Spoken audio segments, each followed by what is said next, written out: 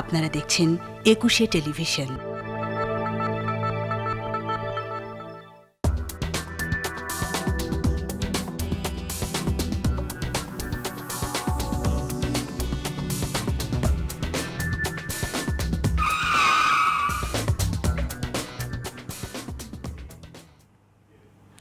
আমন্ত্রণ নিটল টাটা 21 রাতে। বর্তমান যে অন্তর্বর্তীকালীন সরকার, সে সরকারের কাছে নিশ্চয়ই মানুষের প্রত্যাশা অনেক বেশি, নিঃসন্দেহে তাদের কাজও অনেক বেশি, কিন্তু প্রত্যাশা এবং কাজের মাঝে যে চ্যালেঞ্জগুলো, সেই চ্যালেঞ্জগুলো আসলে কোন কোন ক্ষেত্রে রয়েছে এই মুহূর্তে, সেসব বিষয় নিয়ে আমরা আলোচনা করব। আমাদের আজকের বিষয় সময়ের চ্যালেঞ্জগুলো। এ বিষয়ে আলোচনার জন্য 21-এর স্টুডিওতে আজ উপস্থিত রয়েছেন বিএনপির আন্তর্জাতিক বিষয়ক সম্পাদক ব্যারিস্টার নাসিরউদ্দিন অসীম এবং রয়েছেন বাংলাদেশ সমাজতান্ত্রিক দল বাসদের সহ সাধারণ সম্পাদক রাজিকুজ্জামান রতন। ব্যারিস্টার নাসিরউদ্দিন অসীম, কি কি ধরনের চ্যালেঞ্জ বা কোন চ্যালেঞ্জগুলো এই মুহূর্তে সবচেয়ে বেশি মনে হচ্ছে আপনার কাছে অন্তর্বর্তীকালীন সরকারের কাছে? ধন্যবাদ আপনাকে এবং 21 টিভির দর্শক শ্রোতা সকলকে ধন্যবাদ জানাচ্ছি। দীর্ঘ প্রায় 10 বছর পরে আসলে আপনার একটা নতুন পরিবেশে আপনার এই টিভিতে আপনাদের এই পরিবেশটা কাম্য ছিল। এই পরিবেশটা তো জনগণের একটা আকাঙ্ক্ষা ছিল সবসময় আপনার, কারণ মানুষ গণতান্ত্রিক পরিবেশে তারা ভোট দিতে চেয়েছিল, ভোটাধিকার তারা পায়নি, হরণ হয়েছে, অন্যায় অত্যাচার, নিপীড়ন, নির্যাতন, গুম, খুন, দখলবাণিজ্য, এটাই তো ছিল আপনার, এবং দুর্নীতি, টাকা পাচার, ব্যাংক লুট, বাংলাদেশ ব্যাংকের বল ভেঙে ফেলা, আপনার গোপন ডেটাবেস সরিয়ে ফেলা, মানে দুর্নীতির অনেক প্রমাণ আপনার মুছে ফেলা। তো সেরকম একটা পরিবেশ ছিল। নিঃসন্দেহে এটা তার একটা প্রতিফলন। আজকে আমি প্রথমেই মানে শ্রদ্ধাভরে স্মরণ করি যে সমস্ত আপনার সাঈদ, মুগ্ধ, তাদের মতো আরও শত শত ছাত্র, জনতা, রাজনৈতিক দলের নেতা কর্মীরা আত্মাহুতি দিয়েছে জাস্ট অল্প কয়দিনের মধ্যে কিন্তু। এবং এটার ম্যাগনানিমিটিটা, ভ্যারাসিটিটা এত বেশি যে দেখেন 16 বছর স্বৈরশাসন ছিল এদেশে। আমরা রাজনৈতিক দলগুলো তাদের বিরুদ্ধে আন্দোলন করেছি, কিন্তু আমাদের গায়ে বিভিন্ন সময় তকমা দেওয়া হতো, জামাত শিবির, রাজাকার, এই সমস্ত কথাবার্তা বলে, আগুন সন্ত্রাসের কথা বলে দমন পীড়ন করার একটা উশিলা সবসময় সরকার পেয়েছিল। হয়তোবা দেখা গেছে যে আমাদের আন্দোলনে যেভাবে পুলিশ, র্যাব, আইন প্রয়োগকারী সংস্থা দিয়ে ডিসম্যান্টেল করা হতো, সরকারি ছাত্র সংগঠনের লেলিয়ে দেয়া গুন্ডারা পুলিশের পোশাক পরে আক্রমণ করত, যেটা হয়তো দেখা গেছে রাজনৈতিক দলের নেতাকর্মীরা রেজিস্ট করতে পারেনি। কিন্তু 16 বছরের অত্যাচার, নির্যাতন, সেটা কিন্তু পাইলড আপ হয়েছে। পাইলড আপ হয়েই কিন্তু সাধারণ ছাত্ররা যখন বৈষম্য বিরোধী ছাত্র আন্দোলনের ব্যানারে তারা আন্দোলন শুরু করেছে, এবং প্রধানমন্ত্রী, সাবেক প্রধানমন্ত্রী, আওয়ামী লীগের সাধারণ সম্পাদক সহ দায়িত্বশীল মন্ত্রী যারা ছিলেন, তারা যেভাবে ব্যঙ্গ করে সাধারণ ছাত্রদেরকে বলেছেন, আর প্রধানমন্ত্রী নিজেই বলেছেন যে মুক্তিযোদ্ধার সন্তান, নাতি নাতনিরা চাকরি পাবে না, তো রাজাকারের সন্তানরা পাবে। মেধা তালিকায় যদি রাজাকারের ছেলে বা কোনো মেয়ে বা নাতি নাতনি যদি আপনি চাকরি পান, আপনি তাকে কিভাবে বাদ দিবেন? তার পূর্বপুরুষ কি করেছে তার জন্য তো আপনি তাকে দায়ী করতে পারেন। সবচেয়ে বড় কথা হচ্ছে সেই আন্দোলনে যারা ছিল তাদের সবার উদ্দেশ্যে এই ট্রিটটা করলো কিনা যে সবাই রাজাকারের সন্তান বা না। এই জন্য আমি একটা কথা বলি, আমার বড় ভাই একটা স্ট্যাটাস দিয়েছিলেন ফেসবুকে, যে মানে by using a bad word রাজাকার ব্রেকেটে, this the past government ruled the country for 16 years as an autocrat. By using the same word, this government couldn't last for 16 days. একটা শব্দ ব্যবহার করে 16 বছর স্বৈরশাসন চালিয়েছেন, আবার 16 দিনের সেই একই শব্দটা ব্যবহার করে বিদায় নিয়েছেন। যাই হোক, মানে আমাদের আলোচনাটা তো আপনি যেভাবে বলেছেন যে চ্যালেঞ্জটা কি, এই যে 16 বছরের যে জঞ্জাল, এগুলো হয়তো একদিন, এটা তো ইন্টারিম একটা গভর্নমেন্ট। বাংলাদেশের জনগণ তো আপনার, তাদের তো প্রত্যাশা যে আপনার গণতান্ত্রিক পরিবেশে তারা তাদের ভোটাধিকার প্রয়োগ করবেন। আমাদের সংবিধান, মনে করেন যে জাতীয় সংসদের কথা বলা হয়েছে, জনগণের আশা আকাঙ্ক্ষার প্রতিফলন ঘটানোর জন্য বলা হয়েছে, সব কিছু দেওয়া হয়েছে। সেখানে রাজনৈতিক দল হোক, স্বতন্ত্র প্রার্থী হোক, যে কোনো দল মতেরই আপনার প্রার্থী হতে পারবেন, নির্বাচন হবে, সে ধরনের একটা পরিবেশই তো আপনার অ্যারেঞ্জ করা দরকার। ভ্যাকুয়ামটা তো থাকতে পারবে না, এটা তো একটা ইন্টারিম গভর্নমেন্ট। এবং আমি মনে করি যে এই সাবেক প্রধানমন্ত্রী, তিনি পদত্যাগ করার পর ওনার ছেলে বলছেন না জোর করে করানো হয়েছে, উনি করতে চাননি। বাট আজকে আমাদের মাননীয় প্রধান বিচারপতি সুপ্রিম কোর্টে ওনাকে যে রিসেপশন দেওয়া হয়েছে, সেটা একটা অবিস্মরণীয় চ্যাপ্টার আমি বলবো। প্যাক্ট ছিল আপনার টোটাল অ্যাপেলেট ডিভিশন, এবং ডানে বামে বাইরে বারান্দাতে করিডোরে হাজার হাজার লয়ার আপনার উপস্থিত ছিল। এটা একদম, এটা বিরল একটা ঘটনা ঘটেছে, কারণ ওনার একটা রেপুটেশন আছে। ওনার বাবা সৈয়দ ইশতিয়াক আহমেদ সাহেব আইনজীবী সমিতির সভাপতি ছিলেন, সেকেন্ড অ্যাটর্নি জেনারেল ছিলেন, তত্ত্বাবধায়ক সরকারের দুবার উপদেষ্টা ছিলেন। আচ্ছা, জাস্টিস রেফাত আহমেদ সাহেব আপনার অক্সফোর্ডে লেখা করেছেন, অক্সফোর্ড থেকে ওনার মাস্টার্স করা, ঢাকা ইউনিভার্সিটি থেকে উনি প্রথম শ্রেণীতে প্রথম হয়েছেন ঢাকা ইউনিভার্সিটিতে ল থেকে। তারপরে উনি ফ্লেচার স্কুল অফ ল থেকে উনি পিএইচডি করেছেন, এটা আমার জানা ছিল না। যাই হোক, ওনার অ্যাপিলেট ডিভিশনের বিচারপতি হতে পারেন, অনেকবার সুপারসিড করা হয়েছে। তাহলে আপনি বলেন কোন জায়গাটার কথা আপনি বলবেন, কোথায় হয়নি অনিয়ম, কোথায় হয়নি দুর্নীতি? রুল অফ ল যদি না থাকে, গুড গভর্নেন্স যদি না থাকে, তখন তো আপনার রাষ্ট্রের সমস্ত কাঠামোগুলো দিয়ে ভেঙে পড়ে।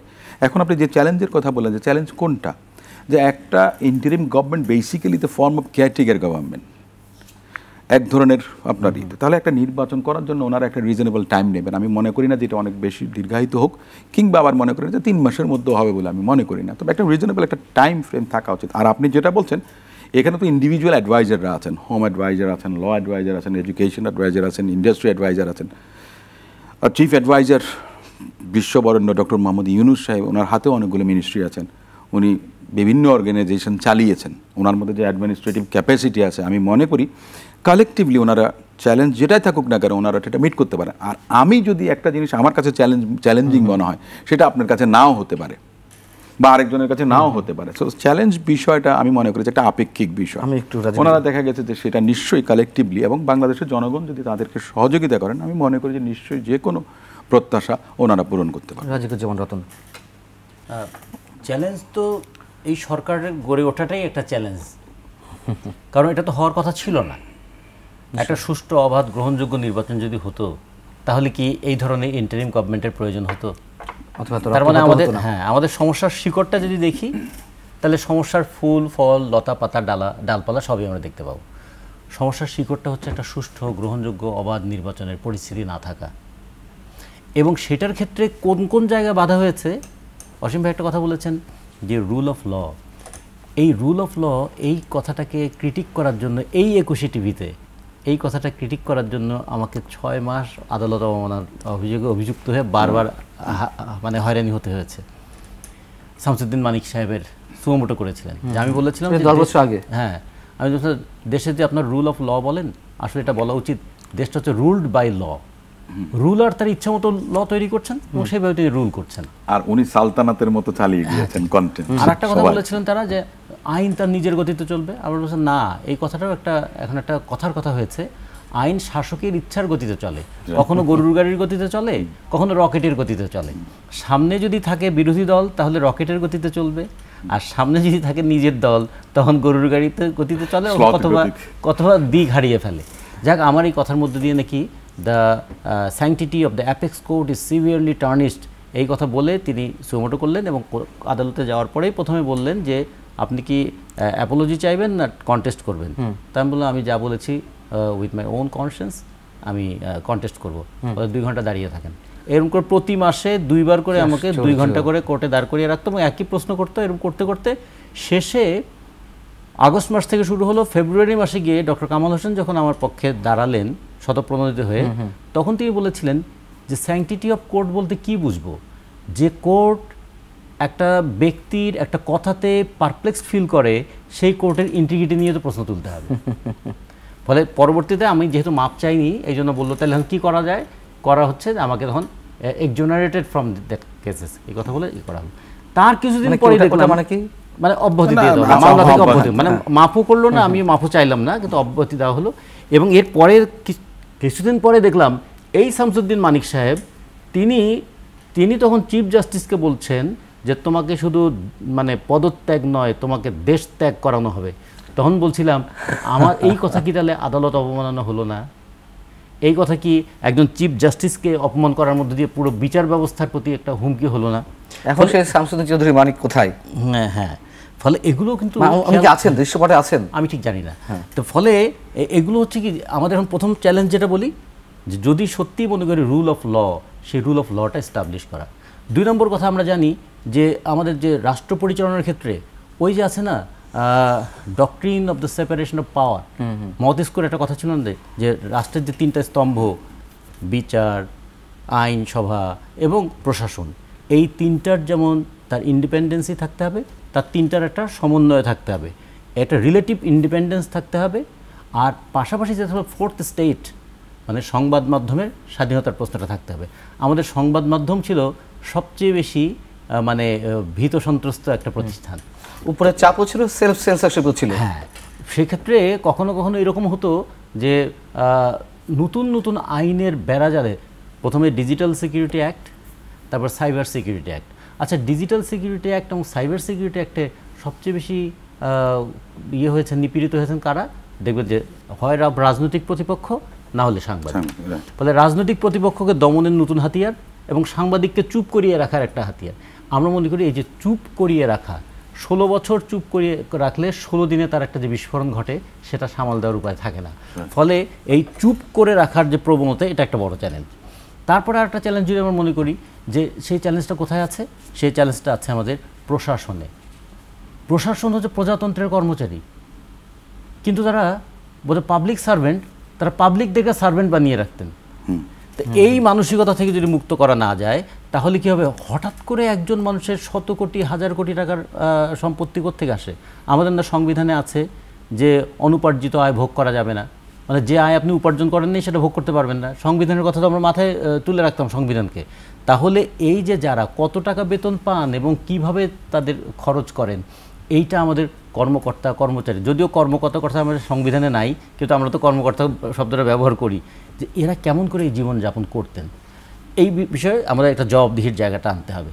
চতুর্থত আসতে হবে যে আমি একটু প্রশ্ন করি যে পাচারকৃত অর্থ ফিরিয়ে আনা হবে বলে জানিয়েছে, মানে অর্থ উপদেষ্টা মন্তব্য করেছেন, মানে এই মাঝখানে আমি এই প্রশ্নের উত্তর আপনার কাছে নিতে চাই। আসলে কি সম্ভব যে অলিগার্ক গ্রুপের সৃষ্টি হয়েছে, হাজার হাজার কোটি টাকা লুটপাট করা হয়েছে, তাদের হাত তো অনেক অনেক বেশি লম্বা, এবং যেই ক্ষমতায় থাকুক না কেন কোনো এক ধরনের একটা বোঝাপড়া হয়ে যায়, আমরা অতীতে দেখেছি। এখনো কি সেই সম্ভাবনাটা আছে কিনা? আমি প্রথমে তাহলে এটার পরের যে প্রশ্নটা বলতে চাই, তারপর হলো পুলিশ। জি, আচ্ছা, এবার জনগণের মুখোমুখি বা বিরুদ্ধে যে পুলিশ দাঁড়ালো এবং জনগণের যে প্রবল প্রতিরোধের মুখোমুখি হলো, কিংবা কখনো কখনো নানা ধরনের ঘটনা ঘটলো, থানা পর্যন্ত পুড়িয়ে দেওয়ার ঘটনা ঘটলো, এখান থেকেও কিন্তু এই চ্যালেঞ্জটা মোকাবেলা করতে হবে যে পুলিশ জনগণের সেবক হওয়ার কথা ছিল, সেই পুলিশ কেন জনগণের প্রতিপক্ষ হয়ে গেল? রাজনৈতিকভাবে পুলিশ আর কত ব্যবহৃত হবে? পুলিশ যে ভুয়া মামলা দিত, মিথ্যা মামলা দিত, গায়েবী মামলা দিত, এগুলো কোনো না কোনো পুলিশ কর্মকর্তা তো এগুলো করতেন বা তাদেরকে করানো হতো। তাহলে এই প্রবণতা কিন্তু একটা বড় চ্যালেঞ্জ যে আমি যদি কোনো একটা অপরাধ রাস্তায় মিছিল করি, আমার নামে মিছিল করার মামলাই হোক, আমার নামে কেন হোটেলের ক্যাশ বাক্স চুরির মামলা হলো? আমার বিরুদ্ধে মে দিবসে হোটেলের ক্যাশ বাক্স থেকে টাকা চুরির মামলা হয়েছিল। তো এইরকম যে অপরাধ আমি করেছি, আমি রাস্তায় মিছিল করেছি, হ্যাঁ ঠিক আছে মিছিলের জন্য মামলা দেন। এখন বিএনপির মহাসচিবের বিরুদ্ধে ময়লার গাড়ি পোড়ানোর যে মামলা দিয়েছে, তো কিংবা এর আগে আরেকজনের ক্ষেত্রে আমরা দেখেছিলাম সাবরে হোসেন চৌধুরীর আরেক ক্ষেত্রে, সেটা আরেকটা প্রশ্ন, সেটাও পুলিশকে ব্যবহার করা হয়েছিল, কি প্লেট চুরির মামলা দেওয়া হয়েছিল। এই যে পুলিশকে রাজনৈতিকভাবে ব্যবহার করা এবং সেইটার সুযোগ নিয়ে পুলিশও যে তার দুর্নীতিপরায়ণতা অথবা তার সে বলবো যে অনিয়ন্ত্রিত পুলিশি ক্ষমতার ব্যবহার, আমরা যে ব্যঙ্গ করে অনেকে বলতো না হারুন সাহেবের ভাতের হোটেলও চালু হয়ে গিয়েছিল, এই ধরনের কাজগুলোকেও একটা নিয়ন্ত্রণের মধ্যে নিয়ে আসা। ফলে চ্যালেঞ্জের মধ্যে এগুলো দিকে, এরপরে তো আরও চ্যালেঞ্জ, কিন্তু যদি প্রথম চ্যালেঞ্জ যদি বলি, প্রথম চ্যালেঞ্জ হচ্ছে 1 নম্বর চ্যালেঞ্জ যদি বলি, একটা আস্থার পরিবেশ তৈরি করা, যে রাষ্ট্রের ক্ষমতায় যারা আছেন তারা নিরপেক্ষতার সর্বোচ্চ নীতিটা মেনে চলবেন এবং তাদের উপর যে অর্পিত দায়িত্ব অথবা যে দায়িত্ব তারা নিয়েছেন সেই দায়িত্ব তারা যথাযথভাবে পালন করবেন এবং এই ক্ষেত্রে পক্ষপাত যেন না হয় এই বিষয়টা তারা দেখবেন। অন্তত এই চ্যালেঞ্জটা যদি মোকাবিলা করতে পারে তাহলে একটা আপাত গ্রহণযোগ্য পরিবেশ তৈরি হতে পারে।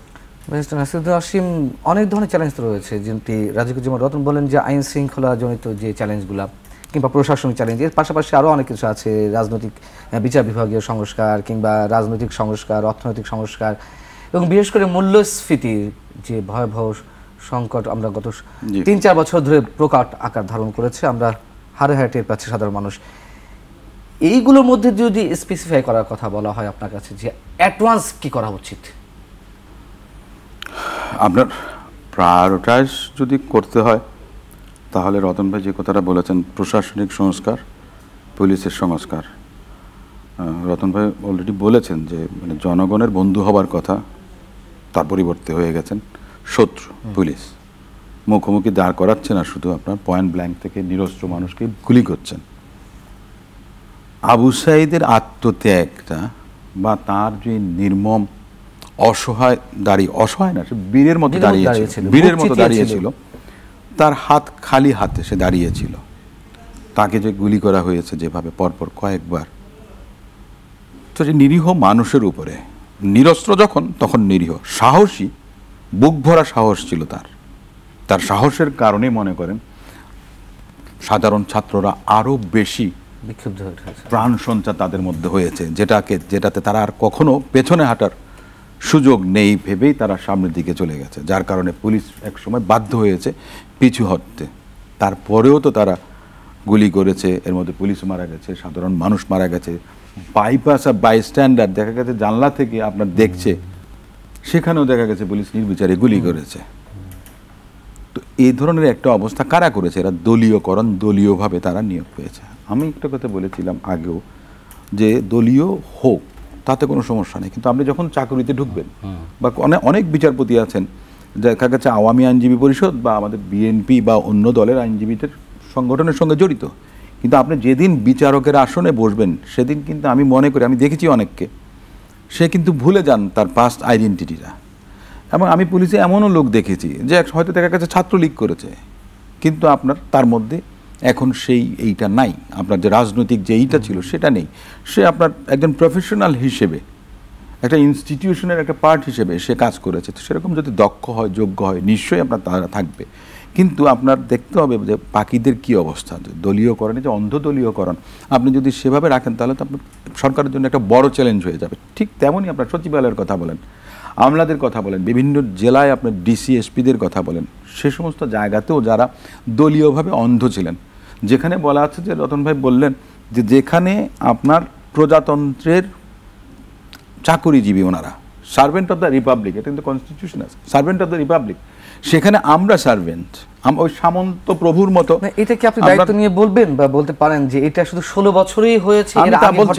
আমি তো বলছি না যে শুধু 16 বছর, আমি বলছি আপনার কিছু কিছু ব্যত্যয় তো সবসময় হবে। আপনার সবসময় বাংলাদেশে কখনো গোল্ডেন এরা ছিল, আমি যদি বলি গোল্ডেন এরা 91 থেকে 96 ছিল। কি পরিমাণ দলীয়করণ কেউ যদি আপনি দৃষ্টান্ত দিয়ে দেখান তাহলে হয়তো বা দেখা গেছে 100 ভাগের 1 ভাগ হয়েছে হয়তো।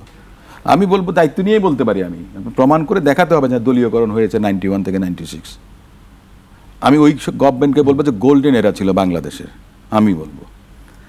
আর প্রেসিডেন্ট জিয়াউর রহমান সাহেবের সময় যে 3.5 বছরে উনি যা করেছেন, যে ওনার মতো ভিশনারি কোনো মানুষ বাংলাদেশে আর আসবে কিনা সন্দেহ আছে। উনি বেঁচে থাকলে বাংলাদেশ আরও কত এগিয়ে যেত, কারণ যে মানুষ মাত্র 3.5 বছর ছিলেন তার যে রিফর্ম ছিলেন, আমরা খাদ্যে স্বয়ংসম্পূর্ণ হয়েছি ওনার সময়। আমি একটা কথা, না ওনারা তো বলেছেন, ওনারা তো উন্নয়নের বুলির কথা বলেছেন, নিঃসন্দেহে আমি বলি, আমি প্রশংসা করেছি যে পদ্মা সেতু দিয়ে যখন আমি গেলাম আসলাম, আগেও যেতাম আপনার শরীয়তপুর ফরিদপুরে প্রোগ্রাম করতে 7-8 ঘন্টার উপরে লেগে যেত, 2-2.5 ঘন্টা যেতে পারি, করেছেন ওনারা, ভালো কথা। এলিভেটেড এক্সপ্রেসওয়ে করেছেন, আমার ওয়াইফ বাচ্চারা বললো কত তাড়াতাড়ি এয়ারপোর্টে চলে আসতে পারি। কথাটা হচ্ছে এর আড়ালে আপনি কি করেছেন। প্রজেক্ট যত বড় হবে তত বেশি চুরি। শুনেন, যখন ইন্টারমিডিয়েট পর্যন্ত বাজার করেছি বাসায়, 100 টাকা দিলে মনে করেন যে 10-12 টাকা মারা যেত। 500 টাকার বাজার করতে দিলে কিন্তু 100 টাকা একটু মনে করেন যে হ্যাঁ। তো অবস্থাটা এনাদেরটা তা হয়েছে। আপনার যেমন পদ্মা সেতু 10,000 কোটি টাকার বাজেট চলে গেছে 32,000, তারপরে আরও অনেক কিছু লাগবে। এই যে আপনার যে কথাগুলো আজকে বলছি আমরা উন্নয়নের কথা, ওনারা তো আপনার ভণ্ডামি ছাড়া কিছু ছিল না। Metro rail, elevated expressway, toll plaza, এগুলি পুড়ে গেছে, প্রধানমন্ত্রী কানলেন। এগুলি কারা করেছে জানেন? আপনি কি ঢালাওভাবে, আজকে যদি এই আন্দোলন সাকসেসফুল না হতো সাধারণ ছাত্রছাত্রীদের, তাহলে সমস্ত কিছু আমাকে আমি সেতু ভবন হামলার মামলার আসামি, আমি মেট্রো রেল পুড়িয়ে দেওয়ার মামলার আসামি, পার্টি অফিসে আপনার ককটেল এবং পাইপ গান পাওয়ার সেখানেও আমি আসামি। গায়েবী মামলার কথা রতন ভাই বলেছে। 2010 সালে আমি ব্যাংককে, আমার পায়ের ট্রিটমেন্ট, আমি ব্যাংককে হসপিটালে, সে সময় আমার নামে মামলা হলো যে আমি প্রধান বিচারপতির বাসভবনে বোমা মেরেছি। বোমাটা তো ফিজিক্যালি মারতে হয়, নির্দেশ দেওয়া না, আমি বোমা মেরেছি। এটা 2010 সালে। আমি শুধু আমার নামে 82টা মামলা, এবং এগুলি নামে জি চলমান মামলা। আপনার সুপ্রিম কোর্ট নির্বাচনে 30 তারিখ মার্চে আমি নাকি ব্যালট পেপার ছিঁড়েছি, আমি নিজেই জানি না। এবার ডিবিতে যাওয়ার পরে আমাকে বললো যে আপনি ব্যালট পেপার ছিঁড়ছেন, আপনি তো মিসক্রিয়েন্ট, আপনি অরিজিনাল, আপনি ক্রিমিনাল, ভদ্রতার মুখোশে হ্যান তেন, এটা 1-2 জনে আপনি বলেছে। তো আমি নিজে যেখানে ছিলাম না, আর আমি ফিজিক্যালি যদি না থাকি তাহলে আমি এই কাগজটা তো ছিঁড়তে পারবো না, তাই না? তো এরকম আপনার হয়েছে। আমি জানুয়ারি মাসে আপনার লন্ডনে, তার বহু পরে মনে করেন যে আমি এসেছি, তো 30 তারিখ মার্চের তো প্রশ্নই আসে। তো এই ধরনের মানে যদি এই যে দিতে চায় সরকার, সবই পারে সরকার, কিন্তু আমরা তো চাই না সেটা। মুক্তিযুদ্ধে কি মানুষের প্রত্যাশা এটা ছিল? আমরা কি শুধু ওই রাজাকারের ট্রাম্প কার্ড ইউজ করে আপনি সমগ্র জাতিকে আপনি দ্বিধাবিভক্ত করবেন, অপ্রেস করবেন? দ্বিধাবিভক্ত বলতে এখন দেখেন না, আপনার এই যে 16 বছর ওনারা শাসন করেছেন, ওনারা উন্নয়নের বুলি আউড়েছেন, 99 বিলিয়ন নাকি আপনার পাচার হয়েছে এই দেশ থেকে। 92,000 তাহলে হ্যাঁ সিপিডির তথ্য মতে 92,000 কোটি টাকা। তাহলে না, বোধহয় এটা বেশি না, আমার মনে হয় এটা তো আরো অনেক আগে, এটা হচ্ছে $93 বিলিয়ন। আচ্ছা, এটা আমি নিজে কনফিউজড। প্রতি বছর পাচার হচ্ছে 80,000 কোটি টাকা, কিন্তু সিপিডি 15 বছরে 92,000 কোটি টাকার হিসাবটা কি আমরা বলতে পারি? কোটি না, এটা ডলারে হবে। আমি ঠিক ডলারে, এটা কোন টাকা? ভেরি রিসেন্টলি এটা নিয়ে আবার অনেকে আপনার বুয়েটের এক ছেলে আপনার হিসাব করেছে যে কতবার চাঁদে যাওয়া যাবে, পৃথিবী কতবার প্রদক্ষিণ করা যাবে টাকার উপর টাকা রাখলে। যাই হোক, এনিওয়ে সে বিতর্কে যাব না। যে দুর্নীতি যে আকাশচুম্বী হয়েছে এই ব্যাপারে তো কোনো সন্দেহ নেই। প্রজেক্টগুলো এভাবে করা হয়েছে। আপনি দেখেন একটা জিনিস, যারা যেটা করে আপনি ক্রেডিট দেন, মানে পদ্মা সেতুর কথা বলেছে, ওনারা করেছেন, আমি ক্রেডিট দিচ্ছি। আপনার এলিভেটেড এক্সপ্রেস হয়েছে, মানে মানুষের যেটাতে সুবিধা সেটা, যার কারণে সাবেক প্রধানমন্ত্রী ওনার মধ্যে যে একটা জিনিস সবসময় ভাওতাবাজি কাজ করতো, উনি যে আপনার মানে ইমোশন, আবেগ, মানুষের আবেগটাকে ব্ল্যাকমেল করার চেষ্টা করতেন। মেট্রো রেলের ওখানে উনি চলে গেলেন, উনি কাঁদলেন, জনগণকে বোঝানোর চেষ্টা করলেন যে জামাত শিবির এই যে কাজগুলো আমি করলাম, আপনারা সাধারণ মানুষ, আপনাদের জিনিসগুলো পুড়িয়ে দিয়েছে, মানুষকে তাদের পক্ষে নেওয়া। কিন্তু নতুন তথ্য হচ্ছে যে মেট্রো রেল পোড়ানোর জন্য বা ক্ষতিগ্রস্ত হওয়ার কারণে খরচ দেখানো হয়েছিল 350 কোটি টাকা, কিন্তু গতকাল জানা গেল এটা লাগবে মাত্র 50 কোটি টাকা। কালকে থেকে চালু হবে এবং দুই স্টেশন বন্ধ বিকজ অফ ভেন্ডিং মেশিন, যেটা আপনি যে টিকিটটা দেবেন ওটা ঘুরবে, শেষ সময়ে 300 কোটি টাকা লোপাট করা হয়েছিল। এরপরে আসেন সেতু ভবনের কথা বলি। রতন ভাই, আপনারা জানেন কিনা, আপনি যখন ঢুকবেন, ধরেন আপনি আন্দোলন করছেন, এখানে আসলে এই জায়গাতে এই ফ্লোরে ঢুকলে প্রথমে আপনাকে অ্যাটাক করতে পারবে কেউ, তারপরে না হলে দোতলা পর্যন্ত হবে। 12 তলাতে কিভাবে মনে করেন যে আগুন লাগে? 12 তলাতে তো সমস্ত অডিট রিপোর্ট থেকে আরম্ভ করে, ডেটাবেস থেকে আরম্ভ করে, দুর্নীতির যত কাগজপত্র, ফাইলপত্র, সেগুলি পড়েছে। তো এগুলি সাধারণ ছাত্ররা জানে না? আমি জানি, আপনি জানেন। বাংলাদেশ ব্যাংকে এর আগে যে মনে করেন যে ভল্ট ভেঙে কাগজপত্র সব ফাইল টাইল আপনার ডেটাবেস রুম যেটা, সেটাতে আগুনে পড়ে গেল, কই সেখানে তো কেউ ঢোকেনি, সেখানে তো কোনো কর্মসূচি ছিল না। সমস্ত কিছু ওনাদের এই ড্রামাটা, সাম্প্রদায়িক যে দাঙ্গা আমি দেখেছি, আপনার নাটক বানিয়ে, এর আগে নাটক বানিয়ে সেটাকে রেকর্ড করে অ্যামনেস্টি ইন্টারন্যাশনাল বলেন, HRW বলেন, বিভিন্ন জায়গায়, এবং এটাও এখনো করানোর চেষ্টা করছে। এই জিনিসগুলো আলটিমেটলি তখন আবার আসবে। আমরা আলোচনায় ফিরবো। দর্শক, একটা ছোট্ট বিরতি, নিটল ডেটা 21 রাতে ফিরছে খুব শিগগির।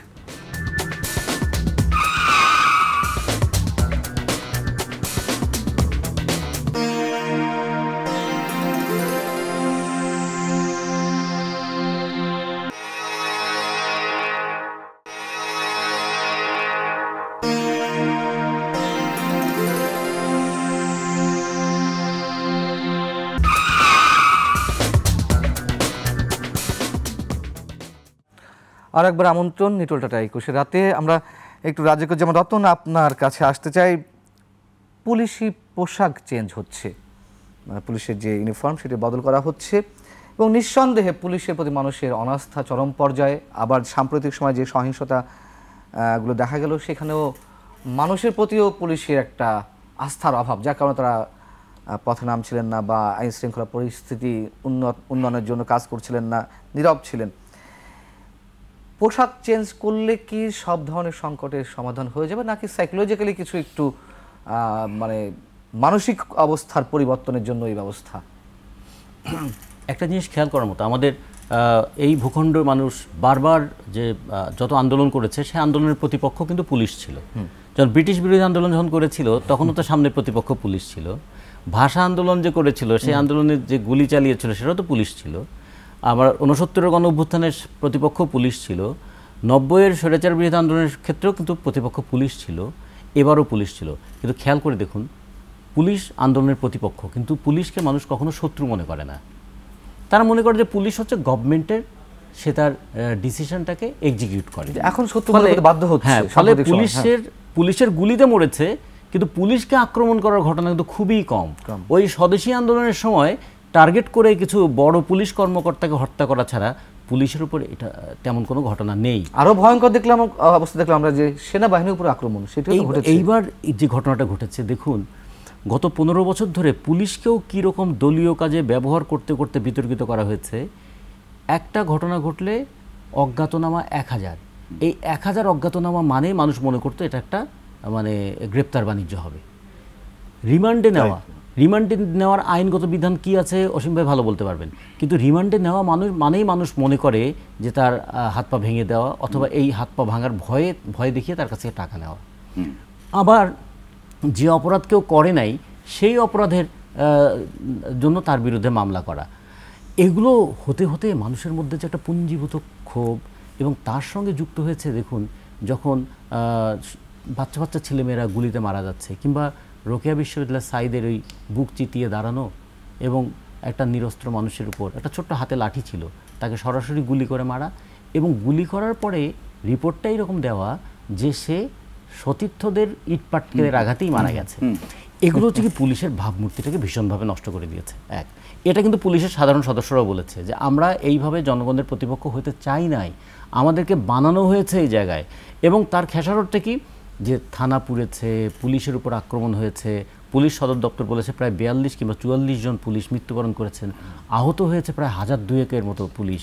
এবং শেষ পর্যায়ে এমন হয়ে গেল যে পুলিশের বিরুদ্ধে মানুষের ক্রোধটা এমন যে সেখান থেকে পুলিশ তো সার্ভিস দিতে চায়, সার্ভিস দেবে তো। এই পুলিশের পোশাকটা যেন কখনো তাকে আর সাইকোলজিক্যালি ট্রমাটাইজ না করে, অনেক সময় কি মানসিক ভীতির কারণটাও হয়ে যায়।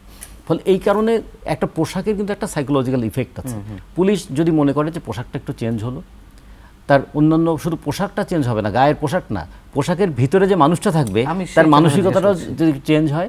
এবং মানুষ কিন্তু আবার দেখুন পুলিশের প্রয়োজনটা ফিল করাতে প্রতিদিন এই যে যত ধরনের আইন শৃঙ্খলা পরিস্থিতির অবনতি বলি কিংবা সামাজিক সংকট বলি, মানুষ কোথায় যায়? শেষ পর্যন্ত পুলিশের কাছে যায়। ফলে পুলিশের সঙ্গে মানুষের সম্পর্কটা অম্লমধুর সম্পর্ক। পুলিশ তাকে মারে, আবার বিপদে আপদে পুলিশের কাছেও যায়। এই জায়গায় একটা ব্যালেন্স থাকা দরকার যে পুলিশ কতটুকু নিপীড়ন করবে, আদৌ নিপীড়ন করতে পারে কিনা। এবং এই ক্ষেত্রে অন্তত একটা ব্যবস্থা যদি এরকম হয় যে অন্যায়ভাবে কাউকে গ্রেপ্তার করলো, সেই গ্রেপ্তার করা আমাদের আইনের একটা সাপোর্ট আছে না, যে কাউকে গ্রেপ্তার করার 24 ঘন্টার মধ্যে তাকে আদালতে হাজির করতে হবে। তাহলে এই বিধানগুলো যদি মেনে চলা হয় তাহলে ওই থানা হাজতে কিংবা লক আপে পিটিএ মারার এই মানসিকতাগুলোর একটু অবসান হতে পারে। মানে যারা আইন শৃঙ্খলা পরিস্থিতিটাকে রক্ষা করবেন তারা যেন আইন বহির্ভূত কাজ করতে না পারেন। কিভাবে ফেস করা হবে, কিভাবে ঠিক করা হবে যে অনাস্থা পুলিশের প্রতি মানুষের? নতুন কোনো রাজনৈতিক শক্তি এলেও কি তারা এটি চেঞ্জ করতে পারবে? যদি সেই পুরনো সংস্কৃতি চলে আসে, অপসংস্কৃতি, পুলিশকে ব্যবহার করা, পুলিশ যে সাক্ষ্যগুলো দিচ্ছে সিনিয়রদের কাছে বা স্বরাষ্ট্র উপদেষ্টার কাছে যে আমাদেরকে বাধ্য করেছে, আমরা গুলি করতে বাধ্য হয়েছে, আমাদেরকে নানান এই যে গ্রেপ্তার বাণিজ্য কিংবা বাণিজ্য তো না, বিরোধী দলের নেতাকর্মীদের বাড়ি থাকতে না দেওয়া, এলাকা ছাড়া করা, এই ধরনের নানান কথা তাদের মুখ থেকে এখন বেরিয়ে আসছে। এই অপসংস্কৃতিকে আবার শুরু হবে না, নাকি আমরা একটা সুস্থ ধারায় যেতে পারবো? তার একটা মানে একটা বলবো যে দুষ্ট লক্ষণ কিন্তু মাঝে মাঝে টের পাওয়া যায়।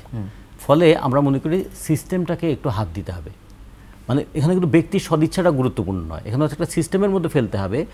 প্রথম যেটা, যে একজন পুলিশ কর্মকর্তা, সাবেক আইজি, একটা উপজেলায় 671 বিঘা জমি কেমন করে কিনতে পারেন?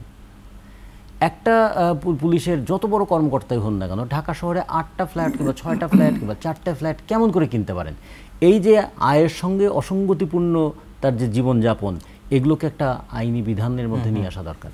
2 নম্বর হচ্ছে যে প্রত্যেকের একটা ক্ষমতা থাকে, তার সঙ্গে সঙ্গে একটা ক্ষমতার একটা নিয়ন্ত্রণও থাকে। পুলিশের হাতে যেমন অস্ত্র থাকে, অস্ত্রটা ব্যবহার করার নিয়ন্ত্রণও থাকে। আমরা অস্ত্রটা দিয়ে যদি নিয়ন্ত্রণটা তুলে নেই তাহলে কিন্তু এটা মানে একটা দুর্বৃত্তের হাতে অস্ত্র তুলে দেওয়ার মতো হবে। ফলে এই নিয়ন্ত্রণের সীমাটা কতটুকু সেটা আমাদের ঠিক করতে হবে। তারপরে যেটা হতে পারে যে অনেক বেদনায় আমরা একটা শিক্ষা পেয়েছি যে পুলিশ বাহিনীও কিন্তু বলেছে তাদের একটা রিফর্ম দরকার।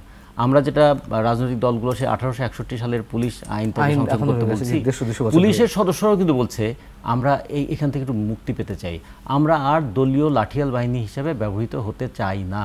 এই যে তার মানে পুলিশের ভিতর থেকেও এই আকুতিটা তৈরি হয়েছে এবং জনগণও মনে করে যে পুলিশ বাহিনী আমার প্রয়োজন, যে সে গুলি করে সেই গুলির টাকাটা আমার ট্যাক্সের টাকায় আমার ট্যাক্সের টাকায় বুলেট, আমার ট্যাক্সের টাকায় পায়ের বুট, ওই বুট দিয়ে আমাকে লাথি মারছে, বুলেট দিয়ে আমার বুক বিদ্ধ করছে, এইটা বন্ধ হওয়া দরকার। এবং যদি এরকম একটা আইন হয়, এরকম একটা বিষয় যদি হয়, যদি প্রমাণিত হয় আদালতে যে মামলাটা মিথ্যা, যে উনি ছিলেন ব্যাংককে কিন্তু ওনাকে ওখানে আসামি করা হয়েছে, এমন একটা আসামি যাকে ফিজিক্যালি প্রেজেন্ট থাকতে হয়, এটা যদি মিথ্যা প্রমাণিত হয় তাহলে যিনি মামলা দায়ের করেছেন তাকে অবশ্যই শাস্তির আওতায় আনতে হবে। আজ পর্যন্ত মিথ্যা মামলা দায়েরের আওতায় মানে শাস্তি আমরা কাউকে পেতে দেখিনি। এগুলো যদি ইনস্ট্যান্স তৈরি হয় তখন কিন্তু হবে কি, একটা রিফর্ম এত সহজে হয় না, রিফর্মের জন্য একটা যন্ত্রণা লাগে। আমরা সেই যন্ত্রণাটা যথেষ্ট পেয়েছি, এখন রিফর্মের একটা প্রচেষ্টাটা চালু করা। রিফর্মের জায়গা থেকে ব্যারিস্টার নাসিরুদ্দিন অসীম, আরেকটি প্রশ্ন সেটা হচ্ছে যে প্রশাসনিক সংস্কারের কথা আপনি নিজেই বলছিলেন, ঠিক আমি যদি পুলিশের সঙ্গে কম্পেয়ার করি, কিছু রদবদল করা হলো বা কিছু মানুষকে শাস্তির আওতায় আনা হলো, তা থেকে তাদের মানসিকতা চেঞ্জ হবে? তাদের মধ্যেও তো ঘুষের একটা টেন্ডেন্সি আছে, উপরি কমিশন নানান ধরনের এবং দলীয় সরকারের অধীনে থাকতে থাকতে, নিশ্চয়ই আমি দলীয় সরকারকে অস্বীকার করছি না, নিশ্চয়ই আমি পলিটিজাইজেশনের কথা বলছি না, কিন্তু এই মানসিকতা পরিবর্তন হবে কিভাবে প্রশাসনিক সংস্কারটা আনা উচিত? এটা তো একদিনে সম্ভব না। আপনি যে কথাটা বলেন এটা একটা এডিশনাল পয়েন্ট, সেটা হচ্ছে যে আপনার যে ব্রাইবেরির কথা যেটা বললেন, মানে দুর্নীতির কথা, দুর্নীতি মূলোৎপাটন তো আপনি একদিনে করতে পারবেন না, এটা একটা প্রসেস। কিন্তু যারাই শুরু করুক না কেন তাদের আন্তরিকতাটা থাকতে হবে। আপনি যদি কঠোর হস্তে চান যে এটা দমন করতে, নিঃসন্দেহে আপনি পারবেন। চাইনিজদের একটা ভালো জিনিস কি জানেন, চাইনিজরা যদি দেখে যে আপনার হাতে একটা দামি ঘড়ি আছে, আপনি সরকারি চাকরি করেন, তারা তো সবাই মোটামুটি কমিউনিস্ট পার্টির মেম্বার হন, যারা আপনার সবাই, হ্যাঁ সবাইকে হতে হয়, তখন তারা কিন্তু ওই এক ভদ্রলোককে ফলো করতে থাকে 1 মাস 2 মাস 6 মাস, একবার একজন 2 বছর ধরে ফলো করেছে সাবেক একজন পররাষ্ট্রমন্ত্রীকে, পরবর্তীতে তার ফাঁসিও হয়েছে দুর্নীতির দায়ে। তো আমি বলছি যে এটা যে লাগবে তা না, আমাদের এখানে তো খুব সহজেই বের করতে পারেন।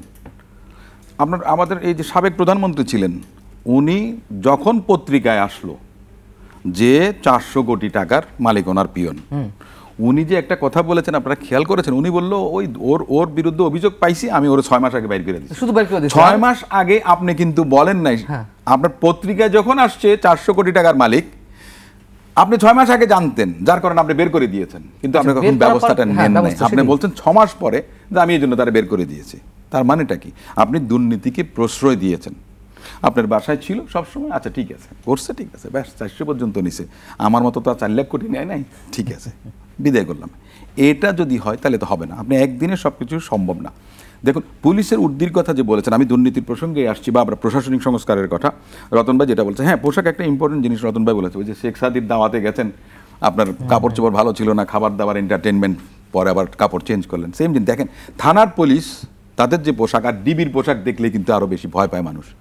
মানে ট্রিটমেন্টটা, সাইকোলজিক্যাল যে মানুষের এক্সপ্রেশনটা, ফিল অফ ফিয়ারনেস, ডিগ্রি অফ ফিয়ারনেসটা একটু বেশি থাকে তখন। এই কারণে ওই যে আস্থার জায়গা থেকে পুলিশ নিরাপত্তাহীনতায় ভুগছে, এই কারণে যে টুলস হিসেবে সরকারগুলো তাদেরকে ব্যবহার করেছে, ফ্যাসিস্ট সরকার বিশেষ করে।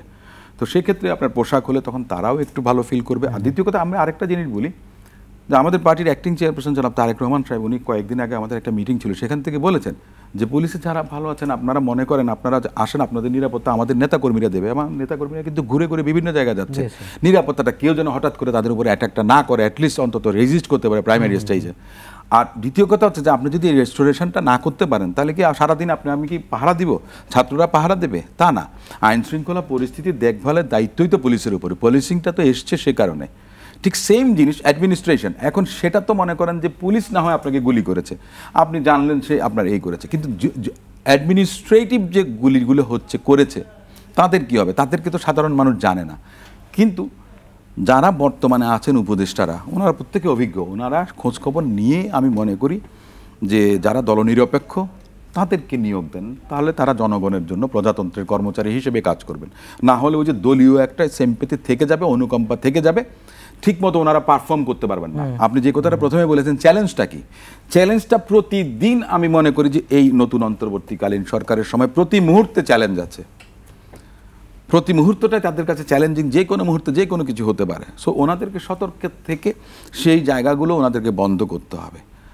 আর দ্বিতীয় কথাটা হচ্ছে যে কতটুকু পারবো না পারবো আজকে মাননীয় প্রধান বিচারপতি এবং ডক্টরিন অফ সেপারেশন অফ পাওয়ারের কথা রতন ভাই বলেছে, আমি রেফারেন্সটা এই জন্য টানছি, ইন্ডিপেন্ডেন্স অফ জুডিশিয়ারি এটার কথা বললেন, আমরা সবসময় বলি, কিন্তু জাস্টিস আজকে আমাদের প্রধান বিচারপতি, মাননীয় প্রধান বিচারপতি, তিনি বললেন যে একজন বিচারক নিজেকে কতটুকু ইন্ডিপেন্ডেন্ট মনে করেন তার উপরে কিন্তু নির্ভর করবে।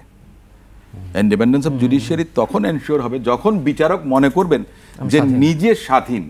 নিজে যদি আপনি বিলিভ না করেন, আপনি যদি আপনার মনে করেন যে মস্তকটা দিয়ে দেন, তাই না, তাহলে তার লাভ হলো না একটা জিনিস। আর দ্বিতীয় যে জিনিসটা, যে কনস্টিটিউশনাল কি কোনো ভ্যাকুয়াম হয়েছিল বা এই ধরনের কোনো কিছু, যখন অ্যানার্কি হয় তখন এক জিনিস, আর একটা হলো গিয়ে গণদাবিতে কিন্তু পদত্যাগ করতে বাধ্য হয়েছেন আপনার যারা একসময় পূজা করতেন, তারাও বলেছেন স্বৈরাচার।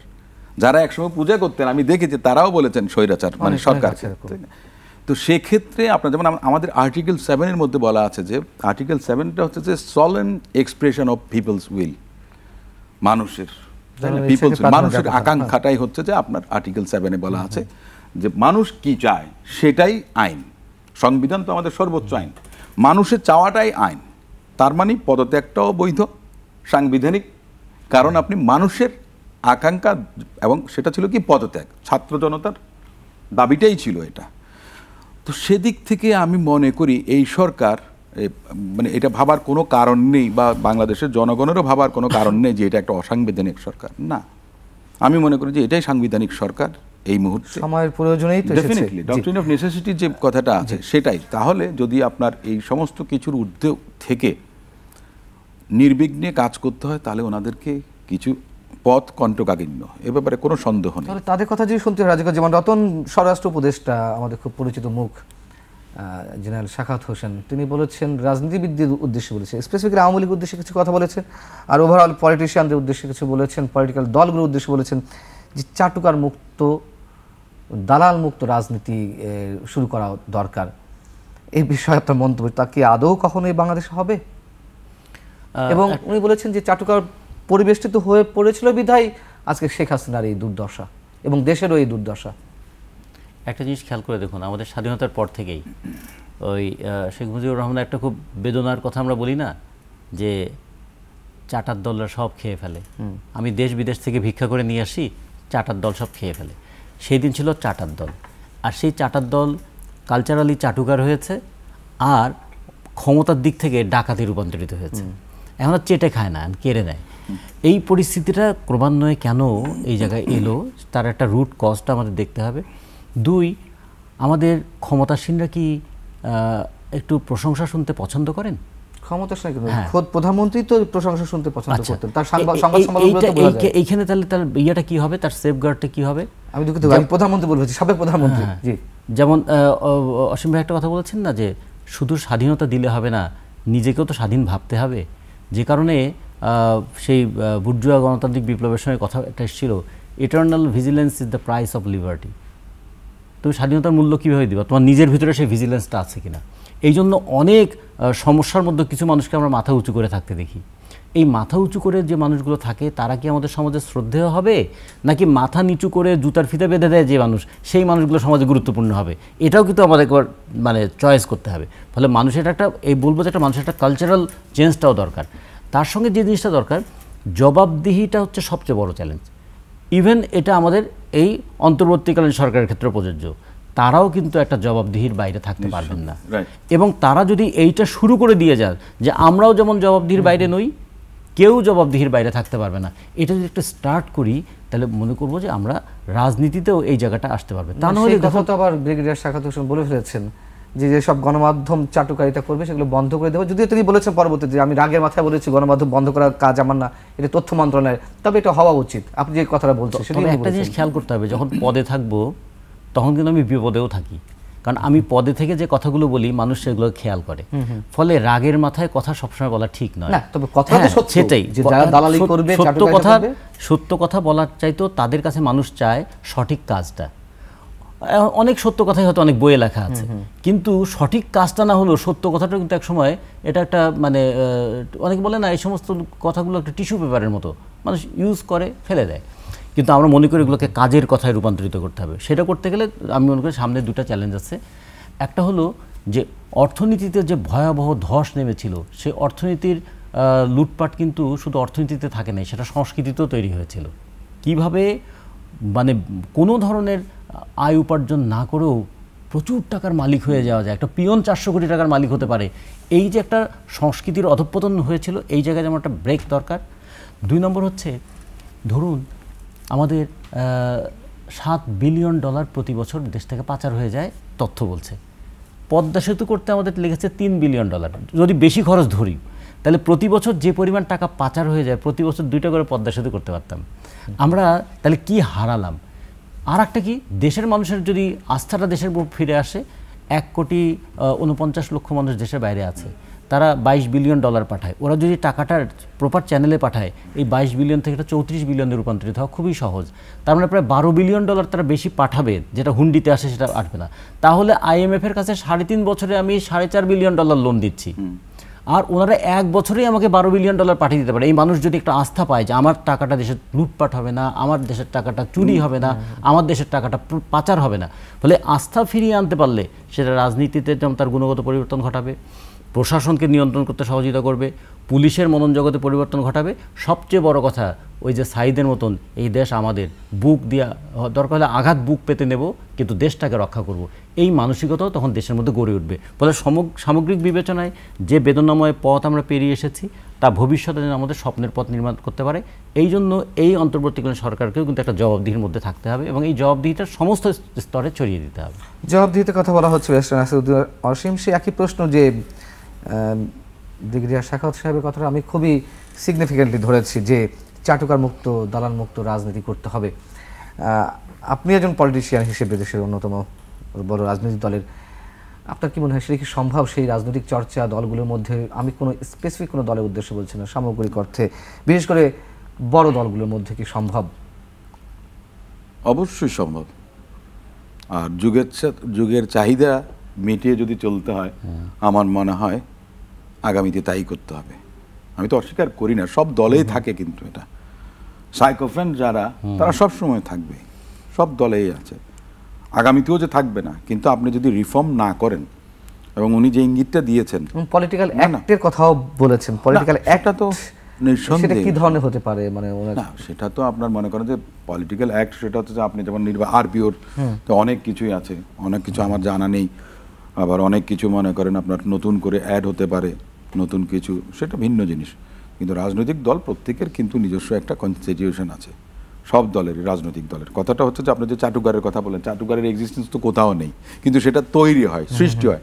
এখন সেটা নির্ভর করবে আপনার নেতা নেত্রীর, যে বলে না যে ইন্ডিপেন্ডেন্স অফ জুডিশিয়ারি, কিন্তু সেই জাজ বা জাস্টিস তিনি নিজেকে কতটুকু ইন্ডিপেন্ডেন্ট মনে করেন, ঠিক তেমনই নেতা নেত্রী কতটুকু আপনার সমালোচনা সহ্য করবেন, কিংবা আপনার মনে করেন যে যোগ্যতা মেধা যাদের আছে তাদেরকে এলিভিয়েট করবেন, অন্যদেরকে না করে। কম্পারেটিভলি হতে পারে বয়সে জুনিয়র, কিন্তু যদি আপনার ওয়েল এক্সপার্টাইজ কেউ হন, ওয়েল এক্সপিরিয়েন্স যদি কেউ হন, একাডেমিক এক্সেলেন্স যদি থাকে, আমি তো মনে করব তারা একটু বেশি অবদান রাখতে পারবে। নিঃসন্দেহে সেটাতে রাজনৈতিক দলই কিন্তু বেনিফিটেড হবে। আর আমি যদি মনে করেন যে কারো, আমার কোনো নেতার যদি আমি সমালোচনা করি, সেটা আমি হয়তো দেখা গেছে আমি কিন্তু 1-to-1 করব, আমি পাবলিকলি করব না, because I have to maintain the discipline of the party at the same time. But আমি আমার নীতিগতভাবে আমি সেটা করি। আমি কেন করি? কারণ আমি বোঝানোর চেষ্টাটা করি যে আপনার যদি ভালো হয় তাহলে আমাদের দলের ভালো হবে, আপনার দল ভালো থাকলে আমি ভালো থাকবো, বা দল ভালো থাকলে দেশ ভালো থাকবে। আমি আমার দিক থেকে এটা ভাবি, কিন্তু আমি মনে করি যে এটা সামগ্রিকভাবে, সমষ্টিগতভাবে এ ধরনের একটা আপনার উদ্যোগ আমার দল থেকে, আমাদের দল থেকেও আসবে, এবং সেটাই সবসময় চিন্তা করে আমাদের দল। আমি একটা কথা বলি, এই যে এত কিছু, বেগম খালেদা জিয়ার মতো নির্যাতিত কে আছে আপনি বলেন? একজন সাবেক প্রধানমন্ত্রী বললেন যে, বলা হলো কি এতিমের টাকা মেরে খেয়েছেন 2 কোটি টাকা আগে, তারা বড় বড় গলায়, মানে ওরে বাবা এতিমের টাকা মেরে খেয়েছে, মানে এটা শুনলেই তো ভয়ঙ্কর। 2 কোটি না, আপনার এটা হচ্ছে, আমি ট্রাস্টের কথা বলছি, অরফানেজ ট্রাস্ট এবং জিয়া চ্যারিটেবল ট্রাস্টের কথা। সেই 2 কোটি টাকা এখন 8 কোটি টাকার মতো হয়েছে, আগে ছিল 6.5 কোটি 7 কোটি টাকার মতো। তো টাকাটা মারলাম কোথায় বলেন তো? এটা ব্র্যান্ডিং করেছে, রেপুটেশনটাকে লস করানোর জন্য। এত বেশি ভিন্ডিকটিভ ছিল আগের প্রধানমন্ত্রী, যেটা বলার মতো না। উনি রিভেঞ্জ নিয়েছেন, ওনার বাবার হত্যার প্রতিশোধ নিয়েছেন উনি, মানে সমস্ত জাতিই মনে হয় যেন ওনার বাবার হত্যার সঙ্গে জড়িত, হত্যাকাণ্ডের সঙ্গে জড়িত। উনি বাংলাদেশের মানুষকে সেভাবে নিষ্পেষিত করেছেন। বেগম খালেদা জিয়ার মতো সাবেক 3 বারের প্রধানমন্ত্রী, যিনি 90-র আন্দোলন করেছেন স্বৈরাচার বিরোধী আপসহীনভাবে, যে ভদ্রমহিলা পিচ ঢালা রাস্তায় নিজে বসে যেতেন, আমার নিজের কাছে মনে করেন যে খুব অসহায় যে ওনাকে আমরা জেল থেকে বের করতে পারিনি। এই সাধারণ ছাত্রছাত্রীরা আন্দোলন যদি সফল না হতো তাহলে বেগম খালেদা জিয়াকেও আপনার ওই বন্দি, মানে হয়তো মুক্ত যেটা প্যারোলে যেটা দিয়েছে, তাই না, ট্রিটমেন্ট ঠিক মতো হচ্ছে কি হচ্ছে না বাদ দিলাম সব কিছু, কিন্তু ওনাকে তো আপনার জেলখানায় তো অনেকগুলা বছর কাটাতে হয়েছে, তাই না? তো ঠিক সেই জিনিসটা আমি বলছি, উনি নিজেও আহ্বান জানিয়েছেন অসুস্থ অবস্থায়, একটা ভিডিও রেকর্ড করে উনি বার্তা দিয়েছেন যে নেতাকর্মীদেরকে সংযত হতে, এলাকায় হিংসা বিদ্বেষের বশবর্তী হয়ে যেন কারো উপরে আক্রমণ না করে। হিংসা বিদ্বেষে বশবর্তী হয়ে কারো উপরে আক্রমণ, আওয়ামী লীগ তো প্রতিপক্ষ যারা এতদিন নির্যাতন করেছে, কিন্তু উনি আহ্বান জানিয়েছেন কেউ যেন এই কাজটা না করে। আপনি বলেন যে বাংলাদেশ জাতীয়তাবাদী দল এমন একটি দল, আওয়ামী লীগের মন্ত্রী এমপিরা বলতেন, স্বয়ং প্রধানমন্ত্রী বলেছেন যে ক্ষমতা না থাকলে 1 কোটি আওয়ামী লীগের নেতাকর্মীকে মেরে ফেলবে। আপনার মনে করেন যে কিছু ঘটনা তো ঘটবে, বিচ্ছিন্ন ঘটনা তো বিভিন্ন জায়গায় হবে, দীর্ঘদিনের এলাকায় যেতে পারেনি কেউ, হয়তো মানে প্রতিহিংসার বশবর্তী হয়ে, কিংবা অনেকে মনে করেন যে আবেগে অনেক কিছু করে ফেলেছে হয়তোবা, কিন্তু কি পরিমাণ মনে করেন যে আওয়ামী লীগের নেতাকর্মীর ক্ষয়ক্ষতি হয়েছে আপনি কি দেখাতে পারবেন? এটা খুবই মানে ফ্র্যাকশনটা এত মাইনার। আমি একজনের গায়েও একটা টোকা দেওয়ার পক্ষে না। আমার প্রতিবেশী, ওনারা আমাকে অন্যভাবে ট্রিট করেছেন, সেটা ভিন্ন জিনিস, কিন্তু আমি ওই যে টিট ফর ট্যাট, আমি ওইটাতে বিলিভ করি না, যেটা আমাদের চেয়ারপারসন এবং অ্যাক্টিং চেয়ারপারসন তারেক রহমান সাহেব এবং আমার ম্যাডাম বেগম খালেদা জিয়া তারাই বলেছেন। তা আমি মনে করি যে রাজনৈতিক সংস্কৃতিটা ওনারা নষ্ট করেছেন এমনভাবে যে বিভাজনটাকে এমনভাবে নিয়ে গেছেন যে ওনারা 99 আমরা 1, কিন্তু এখন দেখা গেছে ওনারা 1 সারা বাংলাদেশ 99। অবস্থাটা এরকম হয়ে গেছে। উত্তরণ দরকার। বেগম খালেদা জিয়া দুর্নীতি করেছেন সরকারি ভাষ্য অনুযায়ী, বা সেই জায়গা থেকে সেই 2 কোটি টাকা আদায় করতে গিয়ে 20 কোটি টাকা দেখা যাচ্ছে খরচ হয়েছে রাষ্ট্রের। আবার যারা হাজার, অন্য একটা বিষয়, ওটা হচ্ছে যে আপনার মানি লন্ডারিং এ তারেক রহমান সাহেবের, যেটা আমাদের অ্যাক্টিং চেয়ারপারসন তারেক রহমান সাহেব, জি জি, যে ওই যে একটু আগে বলছিলেন কারো ক্ষেত্রে দুর্গতি, কারো ক্ষেত্রে স্লথ গতি, কারো ক্ষেত্রে আবার মারাত্মক দুর্বার গতি আইনের ক্ষেত্রে। আবার দেখা যাচ্ছে যে যারা হাজার হাজার কোটি টাকা পাচার করছে তাদের জন্য আবার আদালত রয়েছে, আদালত তাদের তদন্তের আদেশ স্থগিত করে দিচ্ছে। সামগ্রিকভাবে কি এর দায় সরকারের উপর দেবো না আমি রাষ্ট্র ব্যবস্থা এভাবে গড়ে উঠেছে, এবং তার জন্য কি পলিটিক্যাল দল হিসেবে আওয়ামী লীগ একাই দায়ী, নাকি মোটামুটি যারা শাসক গোষ্ঠী তারা দায়ী? দুটোই দায়ী, কিন্তু মূলত যে অপারেট করে দায়টা তার বেশি। আপনার হাতে একটা মোবাইল ফোন আছে, অনেক অপশন এখানে আছে, আমি অত ভালো জানি না, আমি ওটা অত ভালোভাবে ইউজ করতে পারলাম না, কিন্তু আপনি আবার ইউজ করতে পারেন। তো ফলে অ্যাপারেটাসটা যেমন খুব দরকার, অপারেট করছে যে সেটাও খুব গুরুত্বপূর্ণ। ফলে রাষ্ট্র অ্যাপারেটাসটাকে কে ব্যবহার করছে, কি উদ্দেশ্যে ব্যবহার করছে, কার বিপক্ষে ব্যবহার করছে, কেমন করে ব্যবহার করছে, এই ক্ষেত্রে তো দায়বদ্ধতা আসবে। তা নাহলে এটা তো ইনার্ট ম্যাটার। মানে যদি বলে আইন তো প্রয়োগ না হলে, এবং কার উপরে প্রয়োগ হলো এবং কে প্রয়োগ করলো, এটা ছাড়া তো আইন তো একটা মানে নিষ্ক্রিয় পদার্থ। সেরকম আমরা মনে করি যে সবসময় স্টেট অ্যান্ড গভর্নমেন্ট, স্টেট হচ্ছে একটা অ্যাপারেটাস, গভর্নমেন্ট হচ্ছে তার পরিচালক শক্তি। তা যে পরিচালনা করে দায়িত্ব তাকে নিতে হবে। তার পাশাপাশি দেখতে হবে যে স্টেট অ্যাপারেটাসটা তার মধ্যে কি কি উইকনেস আছে। যদি বলি আমাদের পুলিশ আইনের মধ্যে কি বিষয়টা আছে, আমাদের প্রশাসনিক কর্মকর্তারা তাদের ক্ষেত্রে কি ধরনের জবাবদিহি না করে 52 বছর বাংলাদেশের বয়স হলো, এখনও পর্যন্ত সরকারি কর্মচারীদের তাদের আয় ব্যয়ের বিবরণী দেওয়ার বিষয়টাই চালু হলো না। তো এটা একটা উইকনেস।